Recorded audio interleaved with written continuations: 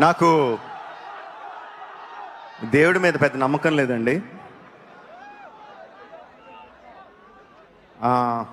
నాన్నగారు వచ్చి ఇందాక హనుమ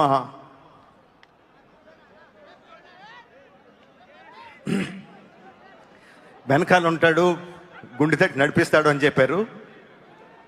ఇలా అయిన వెంటనే కోపం వచ్చింది, ఇదేనా నడిపించేది అని. మా ఆవిడకి హనుమంతుడు అంటే చాలా చాలా ఇష్టం. ఫ్రెండ్ లాగా బిహేవ్ చేస్తుంది, మాట్లాడుతూ ఉంటుంది. మా ఆవిడ మీద ఒకటి కోపం వచ్చింది, ఏంటి ఇదేనా చేసేదని. Okay, let's see. Okay, coming to the point.